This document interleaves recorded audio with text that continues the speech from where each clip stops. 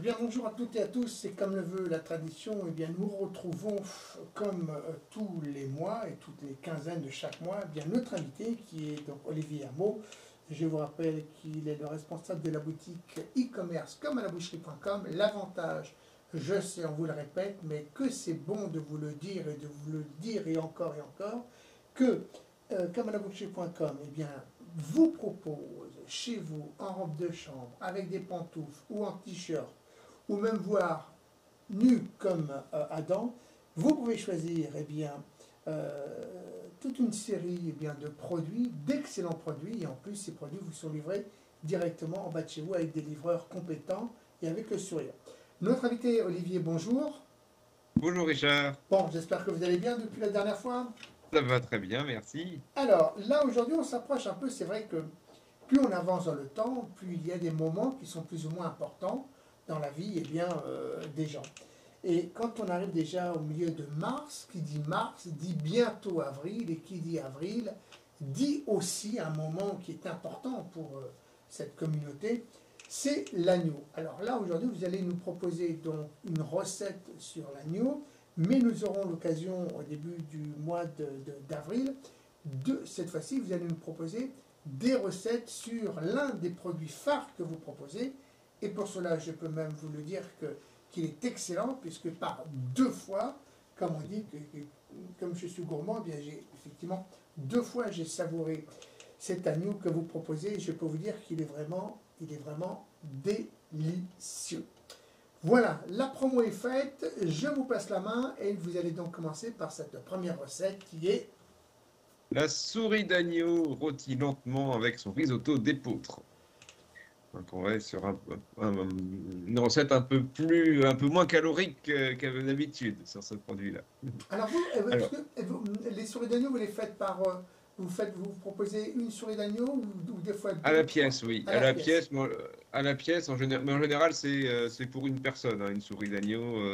En général, c'est tellement bon quand Oui, c'est bien cuisiné qu'on n'a pas envie d'en laisser à qui que ce soit à qui d'autre. que ce soit. Et puis on n'a surtout pas envie de la partager. Là, je suis entièrement Exactement. d'accord avec vous. Alors, pour cette recette, pour deux personnes, il nous faudra deux souris d'agneau, 1 litre de fond de veau, 200 grammes de carottes, 200 grammes de panais, une cuillère à soupe de miel, 20 centilitres de vin rouge, une branche de romarin, du sel et du poivre. Ça, c'était pour la préparation des souris d'agneau. Pour le risotto d'épeautre, il nous faudra 300 grammes d'épeautre qu'on trouve assez facilement maintenant soit dans les magasins bio, soit même dans certains supermarchés. 1 litre de bouillon de légumes, 2 oignons, une carotte, encore un pané, 50 grammes de beurre, une cuillère à café de cumin et une cuillère à café de coriandre. Alors, on va préparer les souris d'agneau. C'est des souris d'agneau qu'on va faire confire. Donc, il y a une très longue cuisson pour Oui. les souris d'agneau.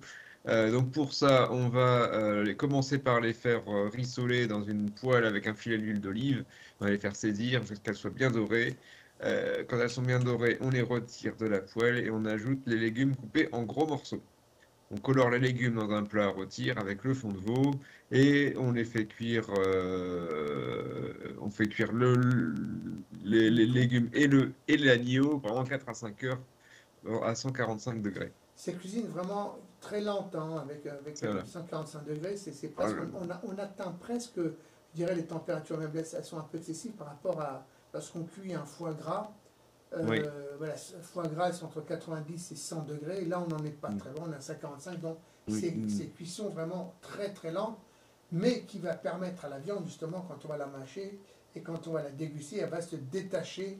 Vraiment, on va même pouvoir faire presque par fibre. Hein. Elle sera fondante, effectivement. On pourra la couper à la fourchette, comme on dit dans le jargon. Donc, une fois la cuisson terminée, on retire le plat du four, on égoutte les légumes et on conserve le raw, on fait réduire la sauce jusqu'à ce qu'on obtienne une sauce épaisse. On mixe la moitié des légumes égouttés pour en faire une purée épaisse et lisse et on garde le reste pour les servir entiers. Donc, on va s'occuper maintenant du risotto d'épeautre. On coupe les légumes en petits cubes ou ce qu'on appelle en brunoise, donc des très petits cubes, et on les fait revenir à feu doux avec le beurre. On ajoute l'épeautre, on laisse bien enrober les beurres d'épeautre, enfin les l'épeautre de beurre, Et ensuite, on ajoute le bouillon et on le fait cuire à feu doux pendant environ 35 minutes jusqu'à ce que la consistance soit tendre. On ajoute les légumes mélangés, des souris d'agneau pour épaissir le risotto. Ça, Voilà, et donc ça se fait finalement parallèlement lorsqu'on arrive dans la dernière demi-heure ou les dernières 45 Exactement. minutes de la cuisson de l'agneau. On ne va pas faire le Ouais. risotto une fois que la souris d'agneau est cuite, parce que là, il va y avoir un sacré décalage. Hein. Sinon, on va commencer à manger sur les coups de 15h30, 16h, Voilà. ça va être compliqué. Enfin, remarque, comme 4 heures, c'est pas mal non plus. Hein. C'est ça, effectivement. Donc voilà pour cette Bon, et avec recette. ceci, ben avec ça, pas de mélange, donc on va prendre un rouge. Oui, un beau Qu'est-ce que vous rouge. pensez, vous, justement, des vins du sud-est? Ah, moi, les vins du type Côte-du-Rhône ou beaucoup Oui, bas vers Bandol. oui, c'est ça, oui. Les Bandols, ils sont très réputés, hein. Alors, ça fait très longtemps que je n'ai pas eu l'occasion d'en boire, mais il paraît que. Alors, je sais que les vins du Sud-Est, type Languedoc, etc., j'aime beaucoup parce qu'ils sont très fruités, très, très puissants. Mais les Bandols, apparemment, c'est devenu très, très. C'est devenu assez extraordinaire. J'ai Est-ce que, même est-ce vu que, une fois. est-ce que- est-ce qu'avec Ouais. ce plat, justement, nous pourrions y boire, pardon, un rosé? Oui, si on en était, oui, tout à fait. Oui. Tout à fait, un bon rosé de Provence. Pour moi, ça reste les meilleurs rosés. Euh, Ceux qu'on trouve du côté de Saint-Tropez, c'est pas mal du tout en général. Et toujours avec Euh, consommation.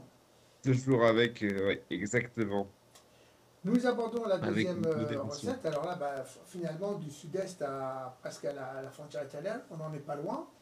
Exactement.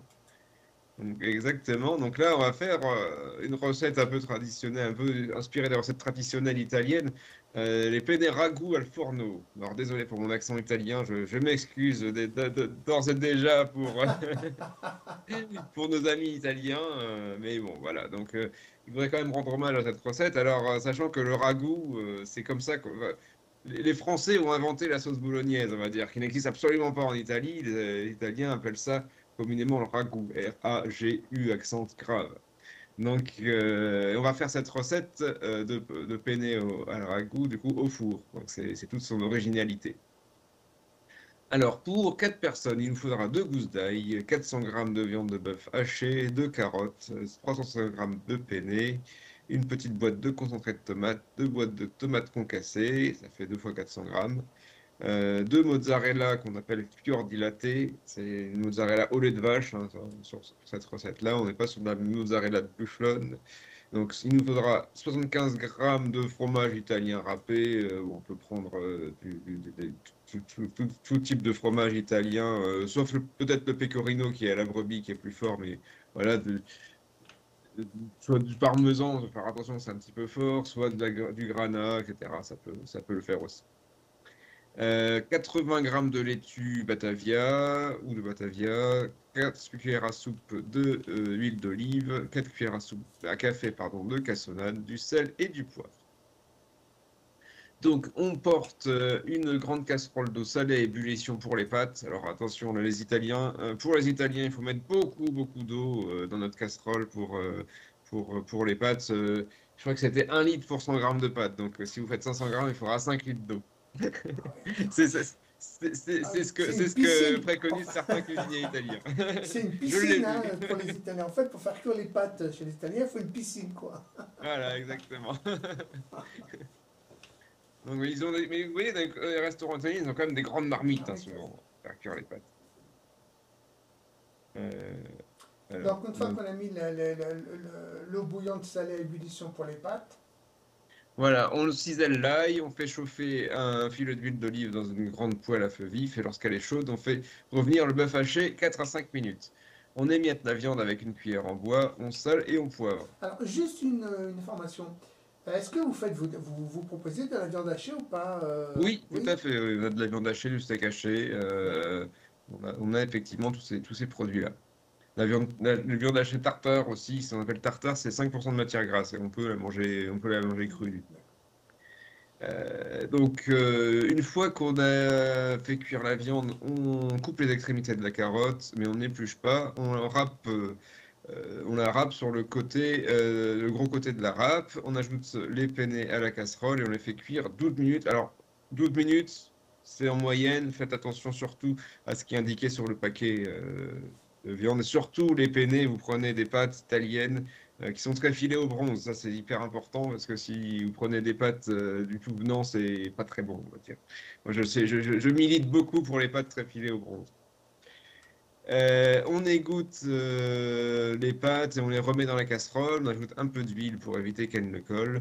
On ajoute ensuite les carottes et l'ail dans la poêle avec la viande. On mélange, puis on ajoute le concentré de tomate. On remue et on fait cuire 1 minute. Ensuite, on ajoute les tomates concassées à la poêle et par personne, on va rajouter une cuillère à café de cassonade et 25-30 ml d'eau. On porte à ébullition et on réduit le feu et on laisse mijoter 10 à 12 minutes. Ou au moins jusqu'à ce que la sauce commence à épaissir.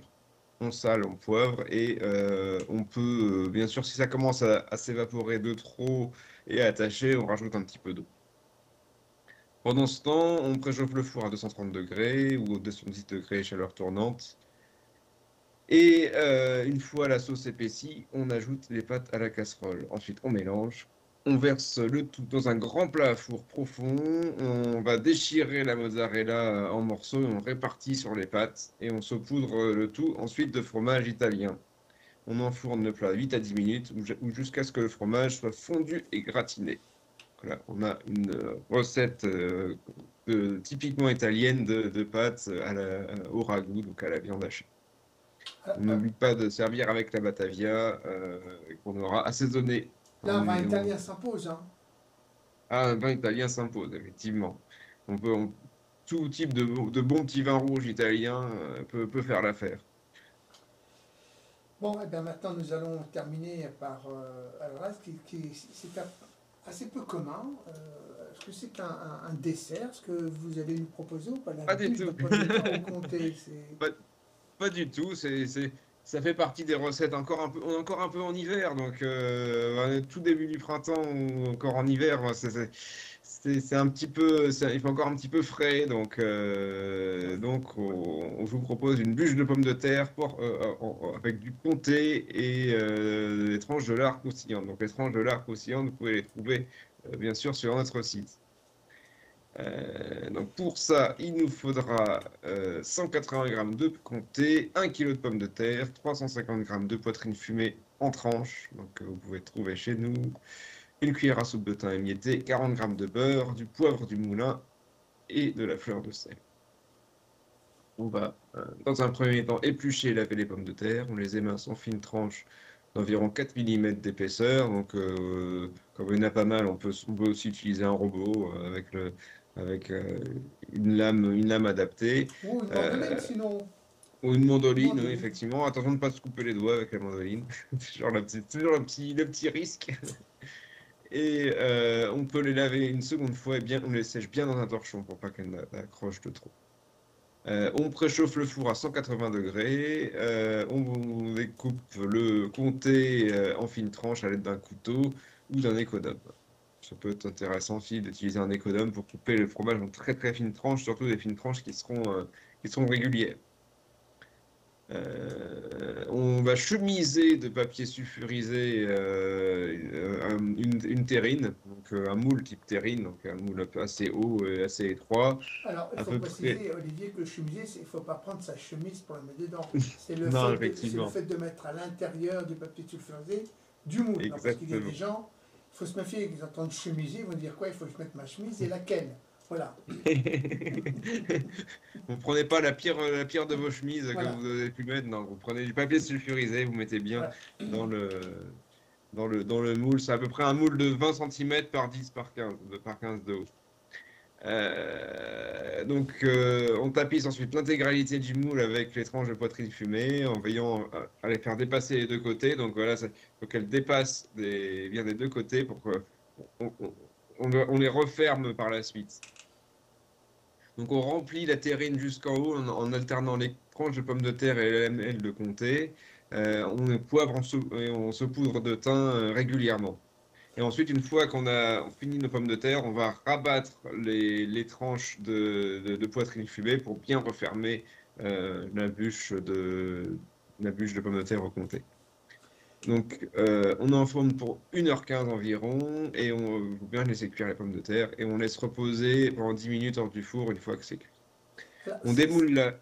Oui, oui, oui, juste, en fait, on a le sentiment que c'est un mélange entre le gratin de dauphinois, la tartiflette. On a le sentiment que c'est un peu un mix des deux, quoi. c'est ça, c'est pour changer un petit peu. C'est comme on arrive à la fin de l'hiver, on a mangé peut-être déjà beaucoup de gratin dauphinois, de raclette, de tartiflette. Donc voilà, c'est pour rester un petit peu dans cet esprit d'un plat qui est pas trop onéreux Mais qui tient chaud au corps. et qui tient chaud au corps. Voilà, donc pour les dernières soirées de l'hiver, en attendant le printemps, en espérant les premières chaleurs. Et on sert bien sûr ça avec une bonne petite salade bien assaisonnée.